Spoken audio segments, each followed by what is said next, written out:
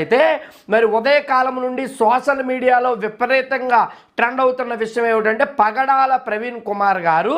తాగేసి బండి నడిపి రామవరపాడు చెక్ పోస్ట్ దగ్గర ఆయన పడిపోయారని, విచ్చలవిడిగా ఆయనకు దెబ్బలు తగిలినాయని, అయితే ట్రాఫిక్ కానిస్టేబుల్ ఒక వ్యక్తి అలాగే అక్కడ ఉన్న టీ కొట్టులో ఉన్న ఒక వ్యక్తి ఆయనకు సహాయం చేశారని, ట్రాఫిక్ కానిస్టేబుల్ అయితే ఆయన దగ్గరికి వెళ్ళి అయ్యా మీరు మందు తాగి బైక్ నడపటం ఏంటి, ఇది చాలా తప్పు, ఇట్లా చేయకండి అని ఆయన వారించారంట, ఆయనకి కౌన్సిలింగ్ ఇచ్చారంట, అట్లా చేయొద్దని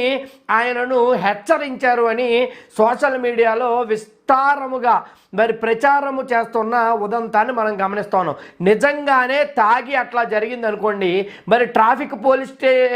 కానిస్టేబుల్ గారు మరి ఎస్ఐ గారు ట్రాఫిక్కు చెందిన పోలీస్ ఆఫీసర్ గారు గౌరవనీయులు మరి తాగి బండి నడిపితే కేసు నమోదు చేయొద్దండి, నిజంగా తాగి బండి నడిపితే ఆయన కేసు నమోదు